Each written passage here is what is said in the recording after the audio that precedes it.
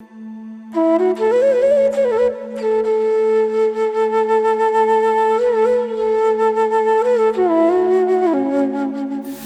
ने बड़ी कमाल की बात समझाई है।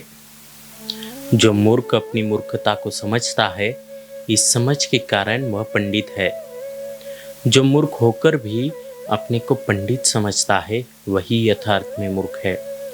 इंसान जैसा है, उसे स्वयं को वैसा ही स्वीकार करना चाहिए। यही सबसे बड़ी बुद्धिमत्ता है। धम्मपद सुख का मार्ग सीरीज के 7वीं कड़ी में आपका स्वागत है। भगवान श्रावस्ती के जेतवन में उपदेश दे रहे थे। काफिले के काफिले दूर दूर से उनके उपदेशों को सुनने आते थे। ऐसे जनसमूह में कुछ चोर, झूठे, लफंगे और लफ्फाज भी चले आते थे। ऐसे ही एक दिन 2 जेब कतरे भगवान के उपदेश सुनने वाले श्रावकों के बीच में पहुंच गए। एक चोर तो भगवान बुद्ध की अमृतवाणी सुनने में तल्लीन हो गया। दूसरा किसी को खोजने में व्यस्त रहा जिसकी जेब काट सके। प्रवचन खत्म होने के बाद वे अपने अपने घर चले गए। दूसरे चोर ने किसी उपासक के धन पर हाथ मारा था। उसे बेचकर उसने अपने घर में अच्छे अच्छे पकवान बनवाए। धम्मश्रोता के घर में पैसों की कमी थी, अतः उसके घर में साधारण भोजन भी नहीं बन पाया।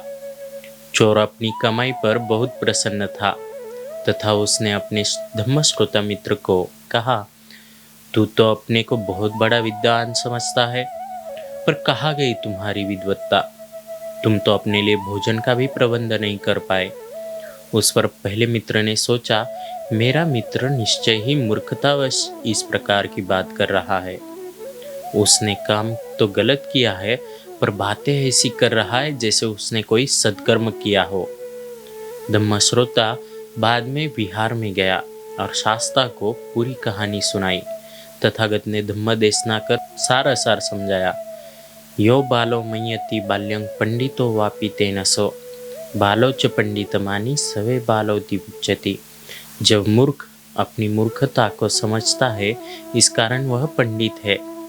जो मूर्ख होकर भी अपने को पंडित समझता है, वही यथार्थ में मूर्ख है। बुद्ध ने शिष्यों को समझाया कि इंसान जैसा है, उसे स्वयं को वैसा स्वीकार करना चाहिए।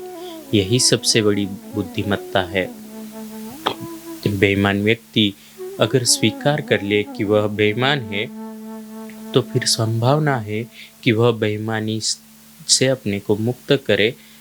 अगर बेईमान होकर वह ईमानदार होने का स्वांग भरता है, तो वह मूर्ख है। हमने खुद को जैसे है वैसा स्वीकार करना चाहिए, तभी बदलाव की शुरुआत हो सकती है। बुद्ध की इस शिक्षा को जीवन में उतारे, बुद्धिमान और सज्जनों की संगति करे, जैसा है वैसा देखे और स्वीकार करे, धम्म का आचरण करे, सन्मार्ग पर चले, सुखी रहे, खुश रहे। वीडियो पर कमेंट करें, लाइक करें, दोस्तों के साथ साझा करें और कहानियों के लिए चैनल को सब्सक्राइब करें। अगले हफ्ते नई कथा के साथ फिर मिलेंगे। Have a nice day. धन्यवाद।